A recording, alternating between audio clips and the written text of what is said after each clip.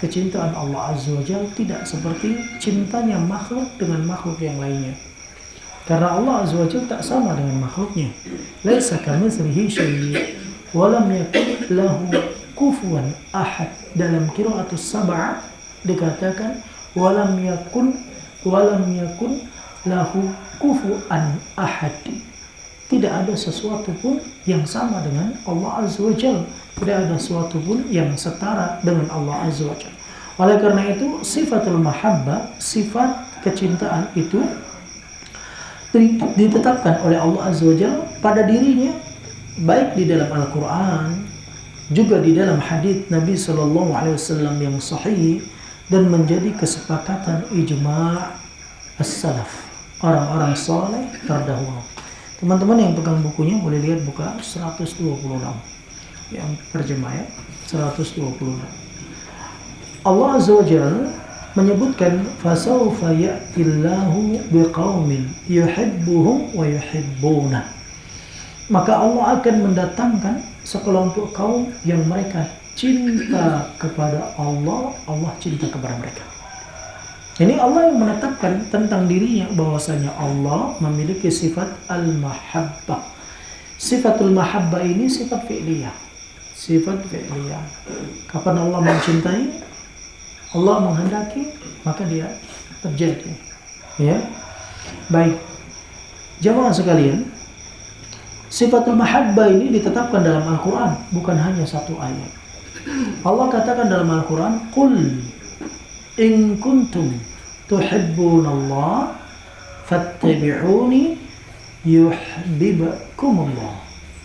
Katakan, jika memang betul-betul kalian cinta kepada Allah Azza wa Jalla, ikutilah aku, kata Nabi sallallahu alaihi wasallam. Niscaya Allah akan mencintai kalian.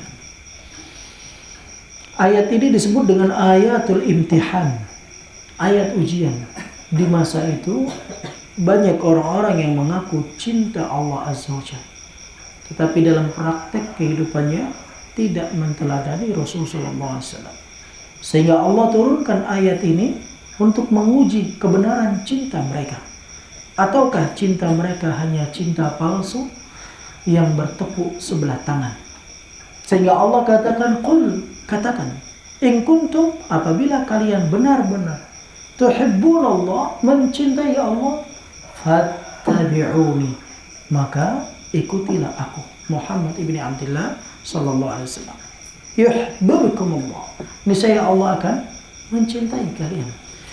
Allah dalam ayat ini menetapkan tentang kecintaannya terhadap hambanya. Ini menunjukkan bahwasanya Allah Azza wa Jalla memiliki sifatul mahabbah. Dalam ayat lain Allah Azza wa Jalla mengatakan, "Innallaha yuhibbul ladzina yuqatiluna fi sabilihi shaffa." Allah katakan sesungguhnya Allah cinta dengan orang-orang yang berjuang, berperang, berjihad di jalan Allah. Mereka berbaris untuk mencari kemenangan di jalan Allah Azza wa Jalla. Lihat, di dalam ayat lain Allah juga mengatakan, "Wa alqaitu mahabbatan minni," dan aku lemparkan kecintaan itu dari diriku. Untuk siapa? Musa alaihissalam. Ketika Musa alaihissalam mau dibunuh oleh Fir'aun, raja yang bengis di masa itu, siapapun bayi laki-laki lahir akan disembelihnya. Namun ketika Nabi Musa alaihissalam diletakkan di atas tabut, sebuah kotak yang nantinya dilepaskan dan dihanyutkan sampai di depan kerajaan istana Fir'aun, kemudian diambil oleh wanita Fir'aun, yaitu istrinya. Kemudian Allah Azza wa Jalla meletakkan di dalam hati setiap manusia yang melihat wajah Musa jatuh hati. Subhanallah. Ini ya jamaah sekalian, menunjukkan bahwasanya Allah Azza wa Jalla menetapkan pada dirinya tentang sifatul mahabbah.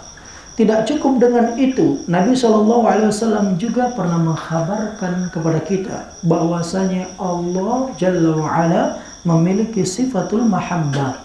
Suatu ketika Nabi SAW kumpulkan para sahabatnya ketika mau perang Khaybar, maka Nabi SAW mengatakan, la'u'tiyanna ar-rayata ghadan rajulan yuhibbullaha wa rasulahu wa yuhibbuhu Allahu wa rasuluhu. Benar-benar esok hari aku akan belikan kepada seseorang sebuah tongkat bendera menjadi pemimpin perang dalam perperangan tersebut, yang mana pemimpin tersebut cinta kepada Allah, cinta kepada Rasulnya, dan Allah pun mencintainya dan Rasulnya pun mencintainya. Para sahabat ketika itu mereka berharap satu dengan lainnya untuk mendapatkan bendera tersebut. Mereka tidak pernah mengharapkan suatu kepemimpinan dibandingkan ketika mereka mendapatkan informasi ini dari Rasulullah SAW. Apa itu? Seorang pemimpin dalam medan perang yang memegang bendera tersebut adalah manusia yang cinta kepada Allah dan cinta kepada Rasulnya. Demikian pula Allah cinta kepadanya dan Rasulnya cinta kepadanya. Sehingga di antara mereka berbisik-bisik, mungkin dia orang yang lahir gak pernah buat kesyirikan, mungkin dia yang demikian, mungkin dia yang pertama masuk ke dalam Islam, dan lain sebagainya. Sampai sahabat yabitun, mereka gak tidur malam, mengharapkan untuk mendapatkan bendera itu di hari perang Khaybar. Keesokan paginya Rasulullah SAW bertanya kepada para sahabat, "Aina Ali? Di mana Ali?" Maka para sahabat mengatakan, "Ya Rasulullah, Ali tertimpa sesuatu pada matanya. Dia memiliki penyakit pada matanya." Kata Rasulullah SAW, "Panggilkan Ali." Maka Ali radhiyallahu ta'ala an dipanggil oleh sahabat.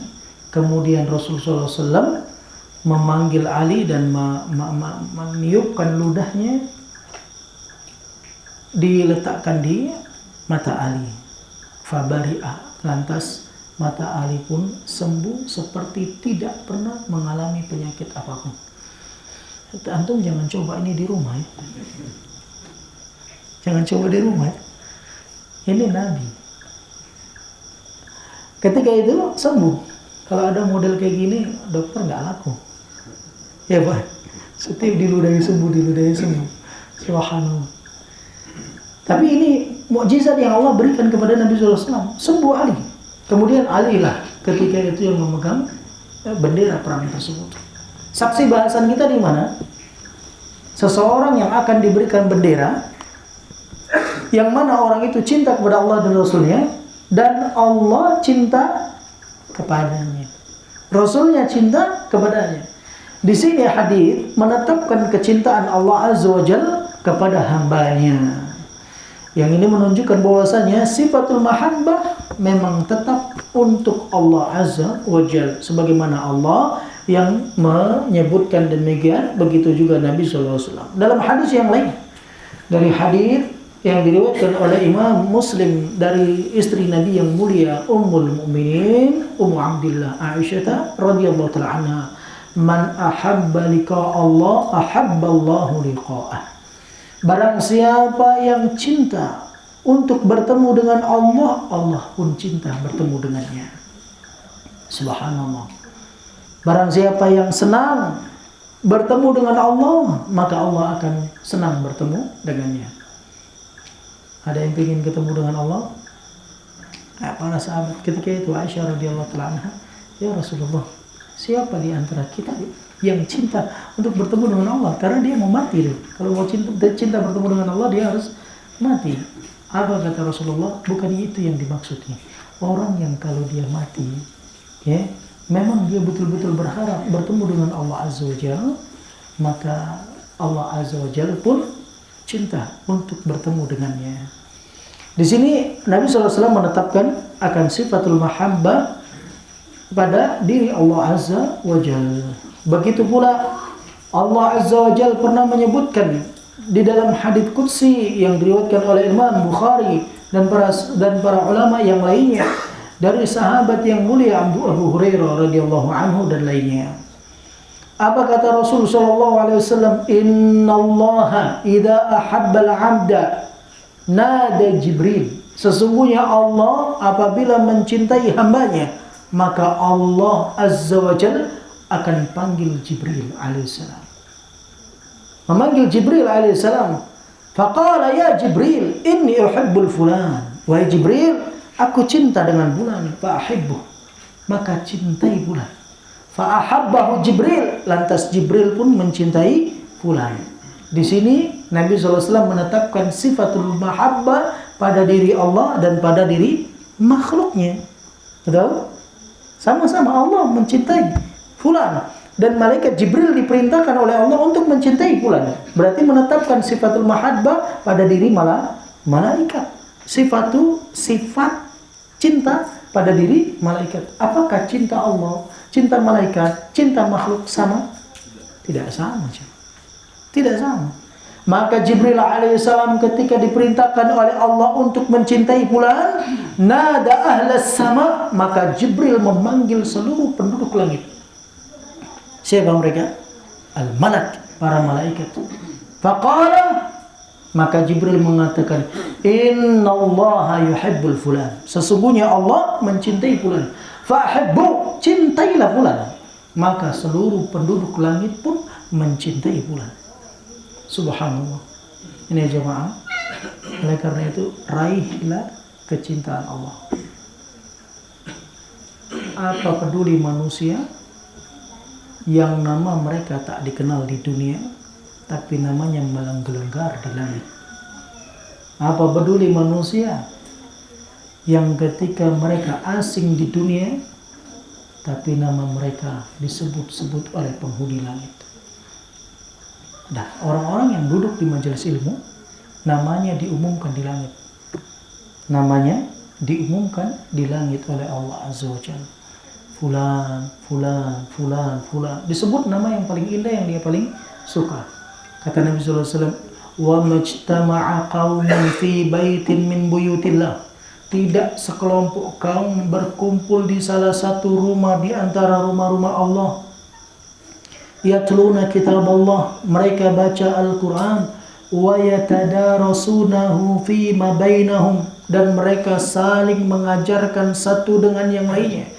Illa nazalat alaihimus sakinah. Kecuali Allah akan turunkan ketenangan untuknya.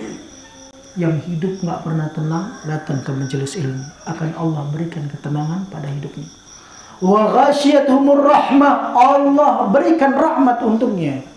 Wa haffathumul malaikah.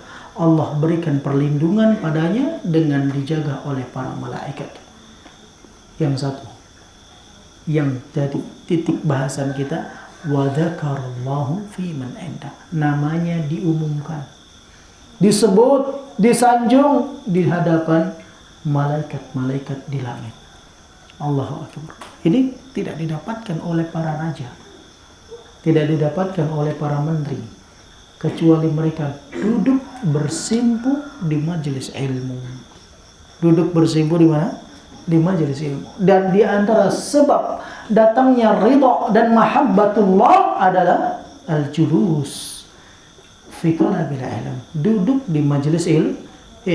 Baik jemaah, kembali kepada pembahasan kita. Wa ajma'us salaf, dan telah menjadi kesepakatan para ulama salaf. Siapa di antara mereka? Ibnu Abdul Izz. Ibnu Abdul Izz mensyarah kitab At-Tahawi. Kemudian Syekhul Islam Ibnu Taimiyah, termasuk di antaranya Al-Imam Abul Hasan Al-Asy'ari rahimahullah. Dia menetapkan sifatul mahabbah. Wa Sabuni, dan Imam As-Sabuni, wa Abu Zaid Al-Qayrawani.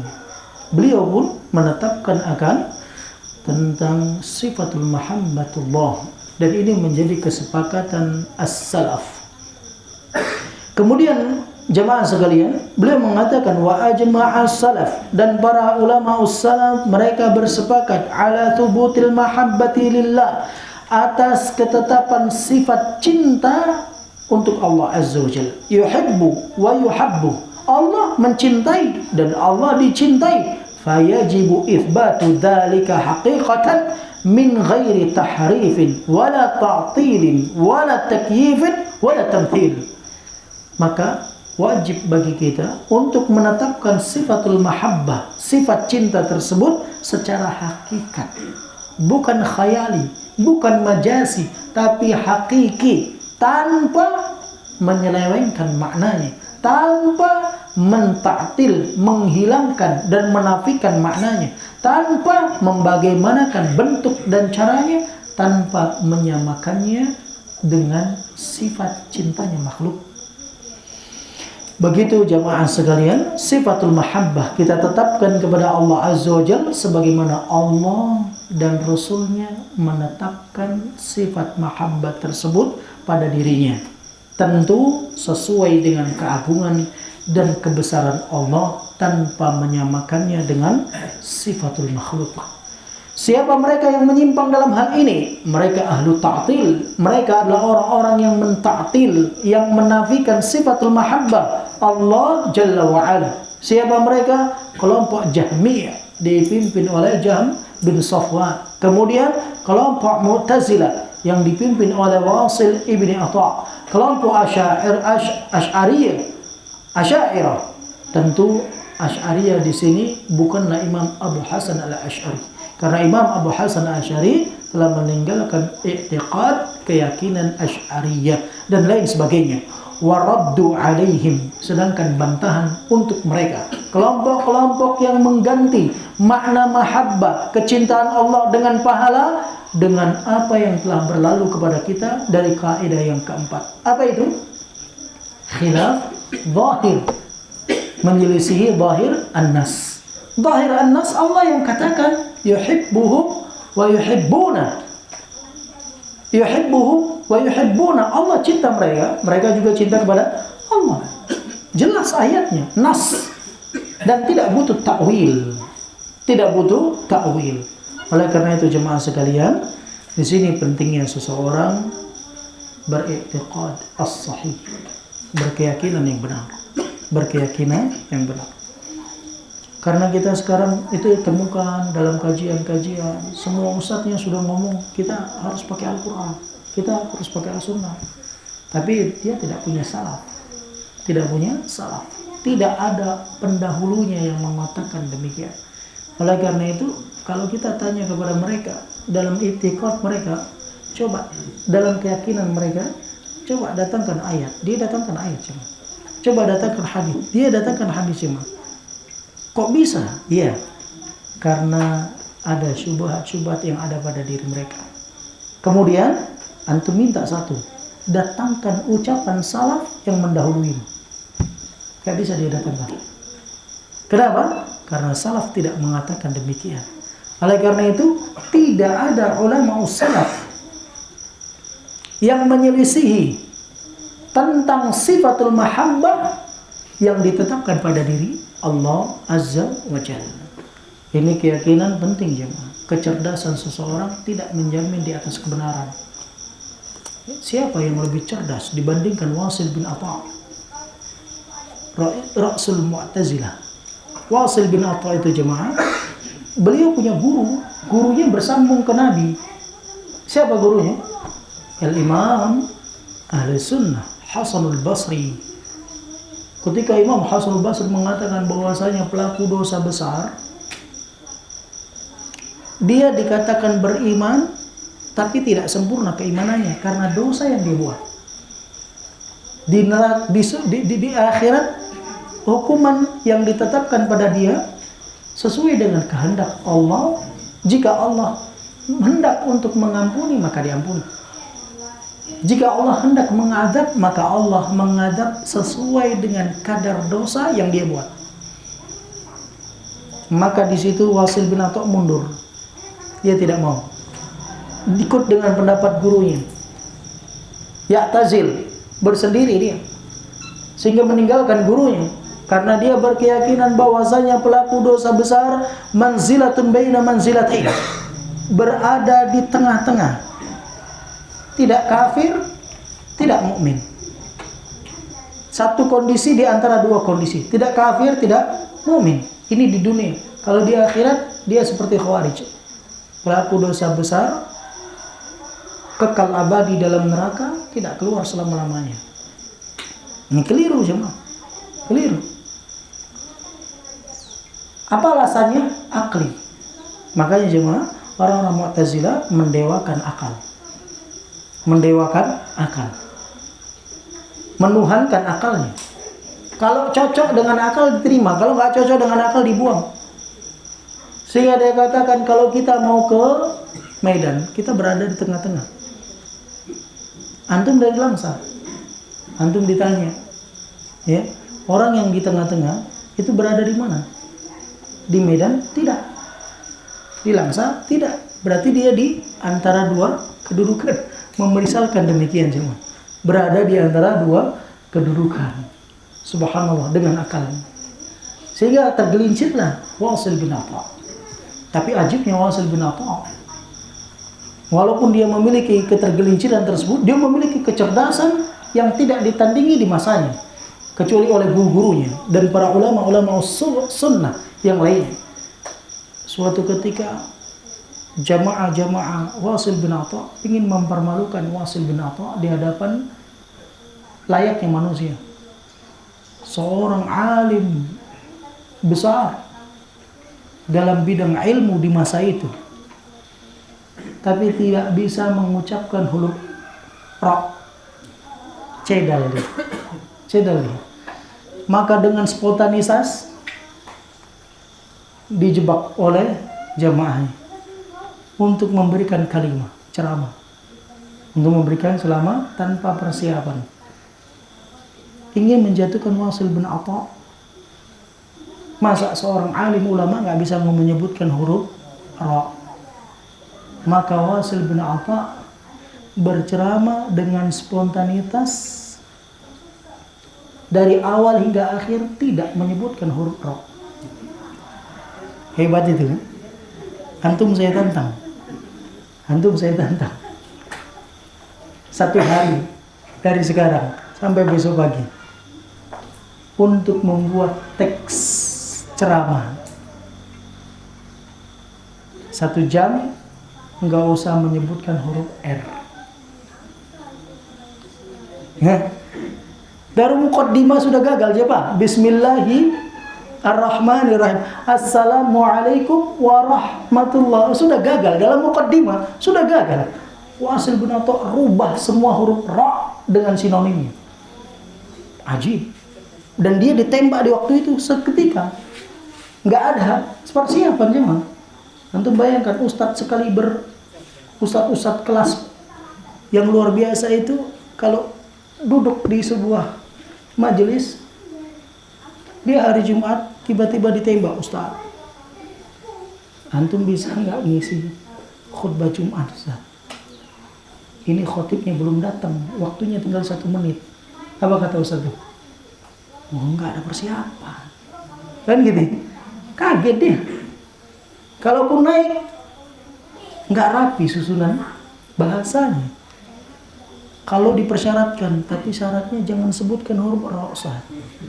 Gimana Ustaz itu bilang? Kamu betul ini serius, kan gitu ya? Susah jemaah.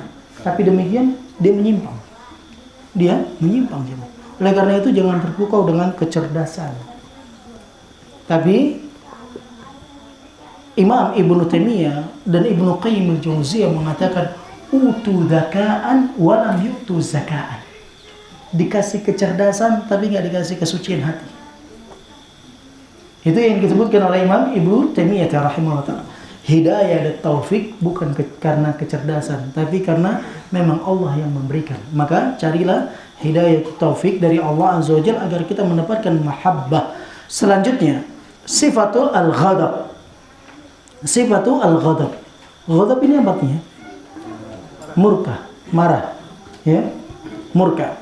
Al-ghadabu min sifatillahi tsabita lahu bil kitabi wa sunnati wa ijma'i as-salaf.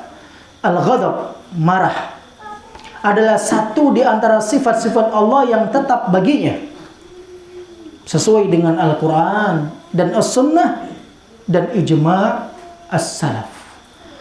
Allah Azza wa Jalla menyebutkan terhadap orang yang membunuh orang yang beriman, wa man qatala mu'minan muta'ammidan fajaza'u jahannam khalidan fiha wa ghadiballahu alaihi wa la'ana. Kata Allah Azza wa Jalla, barang siapa yang membunuh seorang muslim, orang yang beriman secara sengaja, dia akan masuk ke dalam neraka, kekal di dalamnya, Allah marah dengannya dan Allah laknat dia. Di sini Allah menetapkan sifat al-ghadab. Di dalam surah Al-Fatihah Allah katakan dalam firman-Nya, ghairil maghdub alaihim, bukan orang-orang yang engkau maghdub. Asal katanya dari ghadibah, dari al-ghadib. Oleh karena itu jemaah, Allah Azza wa Jalla menetapkan dirinya dengan sifatul ghadab. Allah juga katakan waba'u bighadabin min Allah, dan mereka mendatangkan kemarahan Allah Azza wa Jalla, kemurkaan Allah Azza wa Jalla. Nabi SAW juga mengatakan dalam haditsnya yang sahih, diriwayatkan oleh Al-Imam Al-Bukhari dalam Kitab Tauhid, bab qaulullah ta'ala bal huwa Qur'anun Majid fi lauhil mahfuz. Kemudian Allah Azza wa Jalla mengatakan, Nabi SAW bersabda, innallaha kataba kitaban indahu fawqal arsy inna rahmati taghribu ghadabi. Nabi mengatakan, sesungguhnya Allah Azza wa Jalla menetapkan sebuah kitab di sisinya, fauqal arsy, di atas arsy. Inna rahmati, sesungguhnya rahmatku, taghlibu ghadabi, mengalahkan ghadabku, kemurkaanku. Hadis ini muttafaqun alaih. Begitu juga menjadi kesepakatan para ulama salaf. Di antara mereka adalah Imam Abu Hasan al-Asy'ari, Ibnu Abdul Aziz, begitu juga Abu Zaid al-Qawairumi. Beliau mengatakan bahwasanya wa ajma'us salaf, dan telah menjadi kesepakatan salaf ala thubutil ghadab lillah, atas ketetapan sifat ghadab untuk Allah. Fayajibu itsbatuh, maka wajib bagi kita menetapkannya tanpa menyelewengkannya, tanpa menafikannya, tanpa membagaimanakan bentuk dan caranya, tanpa menyamakannya dengan makhluk. Dan sifat ghadab, sifat murka tersebut adalah sifatul haqiqi, ya, sifat yang sebenarnya, yaliqu billahi, sesuai dengan keagungan Allah dan kebesarannya. Manusia ghadab, marah, ya, Allah juga marah. Apa sama marah Allah dan marah makhluk? Tidak. Nanti jemaah di hari kiamat, di hari kiamat, ketika semua manusia dikumpulkan, ketika manusia di padang mahsyar, maka Allah Subhanahu wa taala marah dengan kemarahan yang tidak pernah muncul kemarahannya di muka bumi di masa itu. Dan Nabi SAW sebutkan tentang hadis syafaat tersebut. Ini menunjukkan bahwasanya sifatul ghadab haqiqiyun lillahi rabbil alamin bima yaliqu bijalalihi wa 'azimi sultani. Kemudian jemaah, adapun orang-orang ta'til, mu'attilah, mereka menafsirkan al-ghadab dengan al-intiqam. Al-intiqam, intiqam artinya apa? Hah? Yang pegang buku terjemahan, membalas. Ghadab artinya dengan intiqam, balasan. Alasan mereka apa? Kalau ghadab itu sifat manusia. Lalu dijawab, al-intiqam sifat siapa? Sifat manusia juga. Kan gitu ya. Ini tanaqud, kontradiktif tentang akidah mereka. Sehingga mereka mau membantah dengan sesuatu, terbantah dengan sesuatu itu sendiri. Nah, ini ajibnya yang disebutkan oleh Imam Ibnu Taimiyah dan Imam Ibnu Qayyim Al-Jauziyah. Mereka berdua rahimahullah ta'ala mengatakan, kalau ada seorang ahli bid'ah mendatangkan sebuah dalil untuk membantah kebenaran, bantah dalil tersebut dengan dalil itu. Ajib nggak itu? Kalau ada orang ahli bid'ah mendatangkan dalil, ya, dia katakan Allah nggak sama dengan makhluknya. Allah katakan laisa kamitslihi syai'. Allah nggak sama dengan makhluknya. Subhanallah. Betul kan? Betul kan? Kenapa kamu katakan Allah punya wajah, Allah punya tangan? Yang punya wajah itu manusia, yang punya tangan itu manusia. Itu sifat makhluk. Jangan kamu letakkan pada Allah Azza wa Jalla. Antum jawab ya, sambung sedikit ayatnya. Wa huwa sami' basir. Dan dia maha mendengar lagi maha melihat. Melihat sifat siapa? Manusia. Kan gitu ya? Mendengar sifat siapa? Manusia. Allah menetapkan di sini, Allah maha mendengar, Allah maha melihat.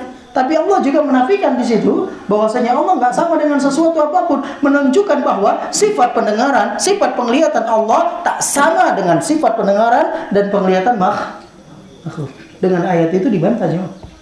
Bisa dipahami? Itu cerdasnya ulama kita, Imam Ibnu Qayyim dan Ibnu Taimiyah rahimahullah taala. Mereka itu kalau bertemu dua imam ini kebakaran jenggot cuma. Makanya dikatakan tuh Salafi itu imamnya siapa? Pendirinya siapa? Ibnu Taimiyah. Kata dia, sebelum Imam Ibnu Taimiyah sudah ada orang-orang terdahulu sebelumnya. Tapi mereka mengatakan, oh kalau Salafi Wahabi itu imamnya, itu pendirinya Ibnu Qayyim, Ibnu Taimiyah, Muhammad bin Abdul Wahhab, Abdul Aziz bin Bas, Saleh Fauzan. Ini katanya. Ini katanya, subhanallah. Ini kekeliruan ya. Kekeliruan. Dan bicara dengan hawa nafsu. Baik, selanjutnya jemaah sekalian. Disebutkan wa ajma'u salaf ala thubutil ghadab lillah fayajibu itsbatuhu min ghairi tahrifin wala ta'tilin wala takyifin wala tamthil wa huwa ghadabun haqiqiyyun yaliqu billah. Wa fassarahu ahlu ta'til, dan ditafsirkan oleh ahli ta'til. Siapa mereka? Mu'tazilah dan Asy'ariyah dan Jahmiyah. Mereka mengatakan bahwasanya al-ghadab adalah intiqam. Maka kita bantah mereka dengan kaidah yang keempat, yaitu menyelisih nas. Menyelisih nas Al-Quran dan As-Sunnah. Baik. Bahkan Allah Subhanahu wa ta'ala juga menyebutkan, membedakan antara sifatul ghadab dengan sifat intiqam. Di dalam firman-Nya Allah Azza wa Jalla mengatakan falamma asafuna, tatkala mereka asafuna. Apa asafuna? Membuat kami falamma asafuna, tatkala mereka membuat kami marah. Lihat efek dari kemarahan itu, intaqamna minhum, maka kami adab mereka, maka kami hukum mereka. Lihat, Allah membedakan sifatul ghadab dengan sifat intiqam. Sifat marah dengan sifat mengazab. Nah, di sini mereka mengatakan yang dimaksud dengan ghadab di sini adalah adab, bukan ghadab itu sendiri. Maka mereka dijawab dengan firman Allah, falamma asafuna intaqamna, tatkala mereka membuat kami marah, maka kami pun mengadab mereka. Baik sekalian, kita lanjutkan sifat yang lanjutnya. Ya, jadi intiqam itu buah daripada ghadab, buah daripada kemarahan. Sifat selanjutnya sifat as-sukhat. Sifat as-sukhat. Yang pegang buku terjemah 128. Sifat as-sukhat ini sifat murka. Murka.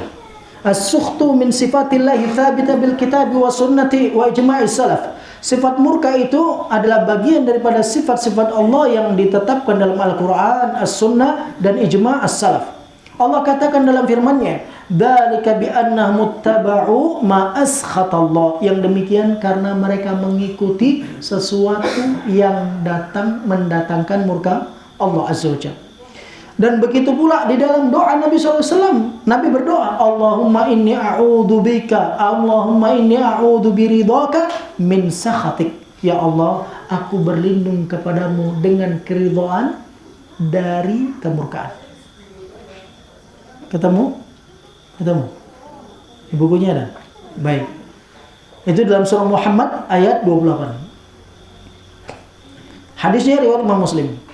Dan menjadi kesepakatan para ulama di antara Imam As-Sabuni dan Imam Abu Hasan Al-Asy'ari dalam kitabnya Risalatu ila Ahli Saghar menetapkan akan sifat as-sukhat, sifat murka Allah Azza wa Jalla, maka kita wajib menetapkannya tanpa membagaimanakannya, tanpa menyelewengkannya, tanpa menafikannya, tanpa membagaimanakan bentuk dan caranya, tanpa menyamakannya dengan sifat makhluk.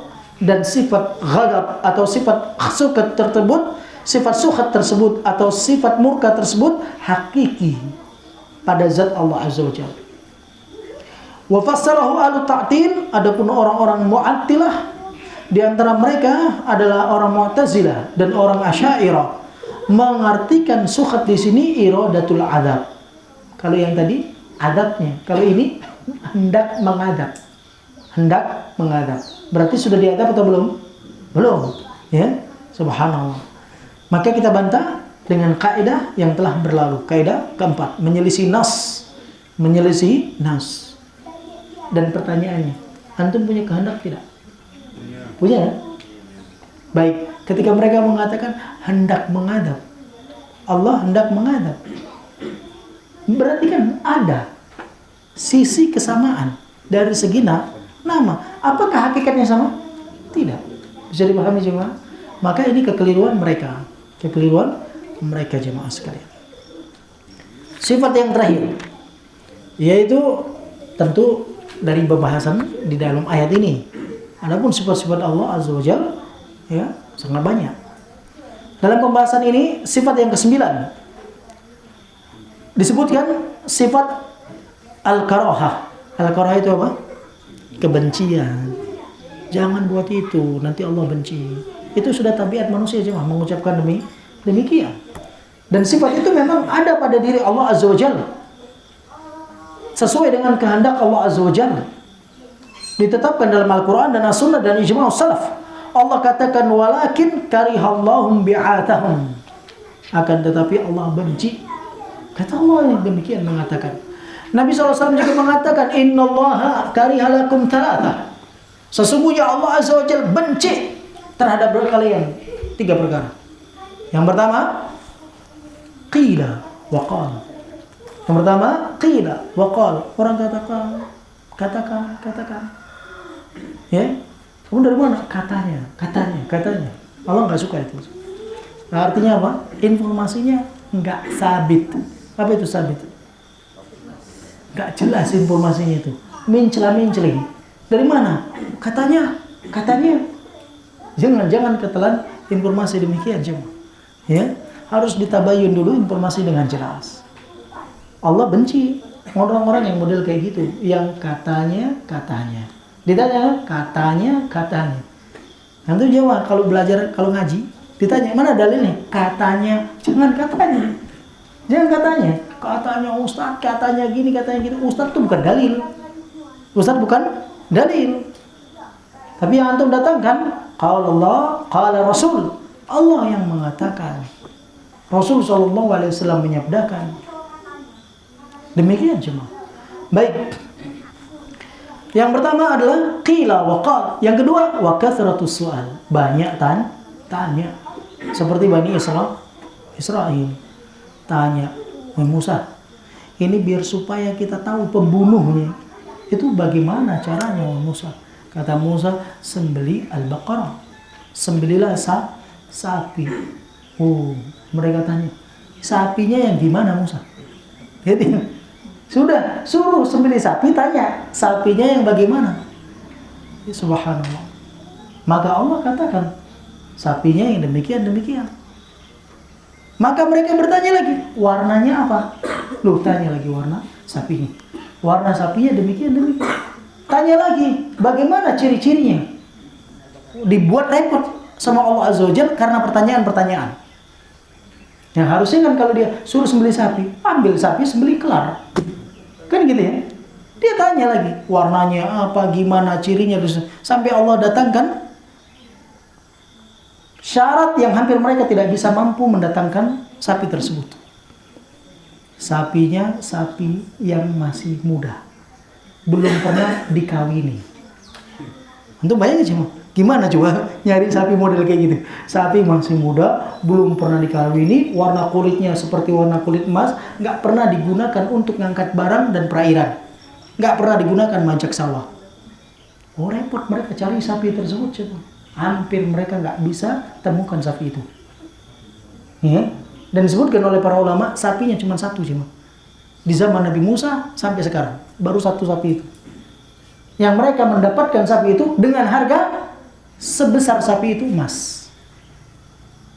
Akibat apa? Banyak tanya. Makanya cuma kalau antum punya permasalahan hukum, antum yakinkan dulu, ini saya mau tanya siapa nih? Ustadznya yang mana ya? Yang betul-betul yang memang ilmunya jelas, belajarnya jelas, dalilnya jelas, nggak mencela-menceli. Dia katakan halal, halal, dalilnya bla bla bla, haram, haram, dalilnya bla bla bla. Tanya satu, sudah. Jangan antum cari lagi ustadz yang lain. Begitu antum tanya ustadz lain, jawabannya beda, bingung antum. Nggak puas, cari lagi, bingung lagi, tambah numpuk syubhat muncul di kepala antum. Jadi ya, waduh, susah. Semua ustadz beda-beda. Udahlah, buat sendiri. Betul Pak? Susah juga, nggak boleh seperti itu. Ya, banyak bertanya. Yang ketiga, wa idha'atul mal. Buang-buang harta. Buang-buang harta itu gimana coba? Ya banyak. Di antara bentuk buang harta adalah membeli barang yang tak digunakan. Kalau bukan barang itu nggak dibutuhkan untuk penggunaannya, nggak usah dibeli-beli. Cuma terbuang-buang harta itu diminta tanggung jawabnya. Diminta tanggung jawabnya oleh Allah Azza wa Jalla.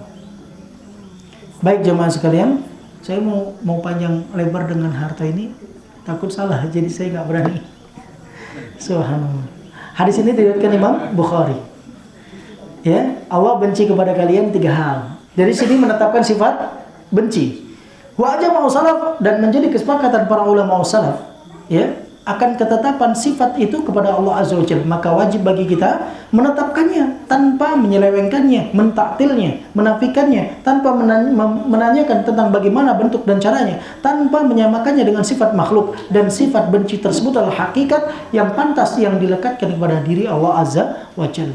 Ahlu ta'til, mereka menafsirkan makna daripada karaha adalah ib'ad, jauh dari rahmat Allah Azza wa Jalla. Maka kita jawab dengan kaidah yang keempat. Sifat selanjutnya, sifat yang disebutkan di dalam hadis Nabi sallallahu alaihi wasallam. Kesepakatan kita kalau hari Ahad sampai jam berapa? Sampai jam 7. Antum masih semangat nih? Masih? Suara satu. Ada perwakilan sebelah kanan. Masih bisa lanjut nih? Atau Anda buka sesi tanya jawab dulu? Silakan. Sesi tanya jawab dulu, baru nanti kita lanjutkan jika harus dilanjutkan.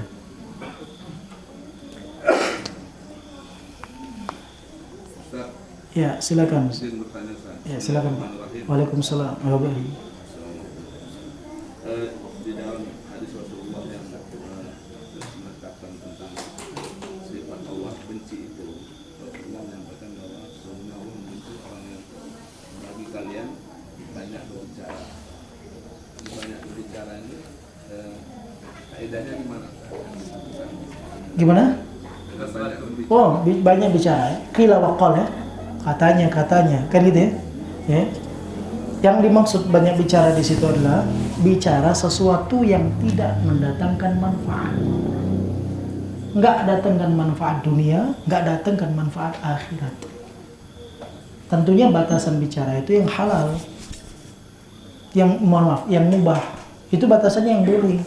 Kan gitu ya. Lebih daripada itu bisa jatuh kepada dibenci, bisa jatuh pada yang diharamkan. Makna kebencian bisa jadi diharamkan. Karena kalau kita belajar usul fikih namanya, suatu sifat yang tercela itu dimaknakan dengan apa? Sesuatu yang diharamkan. Allah Subhanahu wa taala benci dengan sifat ini, berarti perkara itu diharamkan. Bisa dipahami? Ya, itu dalam makna di dalam pembahasan usul fikih. Kalau kita bicara sesuatu yang bermanfaat, yaitu dianjurkan. Apa kata Allah Azza wa Jalla dalam Al-Qur'an? "Wa man ahsanu qawlan mimman da'a ila Allah." Siapa yang lebih indah ucapannya, lebih baik ucapannya dibandingkan orang yang berdakwah, mengajak ke jalan Allah Azza wa Jalla. Bicara dia dalam dakwah itu, ya. Ucapan-ucapan yang baik, kata Nabi, apa? Sedekah. Al-kalimatu thayyibah sedekah. Ucapan-ucapan yang baik itu sedekah. Itu artinya jemaah, kalau kita dalam pembicaraan itu, walaupun pembicaraannya panjang, tapi bisa mendatangkan manfaat akhirat kita, manfaat dunia kita, itu tidak jadi mengapa. Tapi kalau bicaranya yang ngalor ngidul, nggak tahu ujung, nggak tahu ini dan seterusnya, demikian itu Allah benci. Itu Allah benci. Makanya di antara mukjizat yang Allah berikan kepada nabinya, jawami'ul kalim. Apa itu jawami'ul kalim? Zari. Ucapan Nabi itu singkat padat, cuma. Dan semua ucapan Nabi tersave, tercatat dalam hadis-hadis Rasulullah SAW.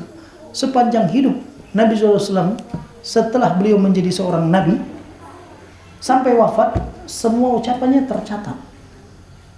Nggak ada manusia di muka bumi yang ucapannya tercatat seperti ucapan Rasulullah. Ini mukjizat, ya, mukjizat yang Allah berikan kepada Nabi SAW.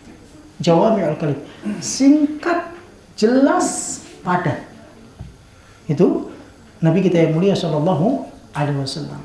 Makanya para ulama-ulama dahulu pun mereka bicara itu singkat, tapi maknanya sangat luas. Demikian Pak, ya.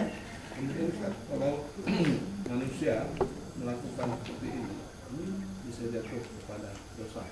Ya, kan diharamkan. Kalau misalnya gini, ada seseorang yang dengan bicaranya itu dia menghibur, tapi dari sisi agama dia bercerita untuk menyenangkan hatinya, memberikan kisah-kisah, cerita-cerita, keadaan-keadaan, tidak berdalil kepada nas. Qassasin namanya, Ya. tukang cerita namanya. Ya. Ya, qassasin di zaman para sahabat, zaman para tabiin sudah ada semua. Ya, bukan ahli hadis tapi ahli kisah. Ya, seperti di antara siapa yang tentang An-Nawawi dia, kisah-kisah, kan gitu. Jemaah sekalian, kalau memang kisah itu tidak ada kedustaan dalamnya, boleh dia menyampaikan sesuatu kisah, kan gitu ya. Tidak ada kedustaan di dalamnya. Ini pertama. Yang kedua, kalau dia mau menghibur orang lain, kemudian dia datangkan kisah yang dusta, membuat orang lain tertawa, itu ada ancaman sendiri. Ancamannya apa? Kata Nabi, neraka. Neraka, neraka. Liman yuhaddithun nas, bagi orang yang cerita kepada orang lain. Liyudhiku bihi, untuk mentertawakan mereka. Maksudnya untuk mereka buat menjadi tertawa. Wailun lahu summa wailun lahu, maka neraka baginya, neraka baginya. Orang-orang sebagian mengatakan kita harus banyak tertawa. Kenapa kamu tampak lebih muda? Iya, karena kita banyak tertawa. Makanya kita butuh tertawa. Oh, ternyata bukan itu jemaah. Ternyata karena dia profesinya itu, maka dia katakan itu. Kan gitu ya.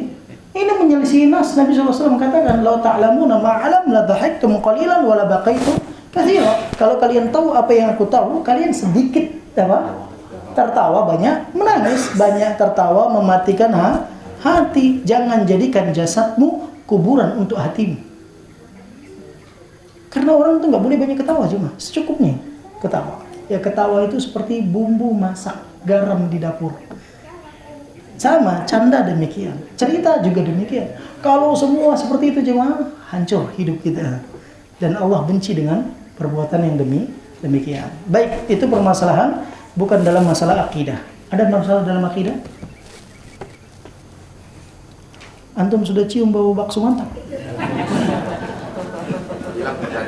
Hilang pertanyaannya. Baik jemaah. Ini bakso mantap sama nasi gurih. Ya, bagus aja. Masya Allah. Nanti pekan selanjutnya nasi gurih MK Insya Allah. Baik teman-teman sekalian, jika tidak ada, mohon maaf, tanpa sengaja di-cut. Kalau memang tidak ada lagi pertanyaan dan waktu masih panjang, teman-teman kita boleh mulai sarapan. Tentu banyak kurang saya. Itu datang dari saya pribadi dan dari syaitan la'natullah. Allah dan Rasulnya terbebas dari sifat kekurangan tersebut. Maka kami mohon maaf kepada teman-teman, kepada Allah Azza wa Jalla. Kami mohon ampun. Kita akhiri dengan doa kafaratul majelis. Subhanakallahumma wa bihamdika asyhadu an la ilaha illa anta astaghfiruka wa atubu ilaik. Assalamualaikum warahmatullahi wabarakatuh.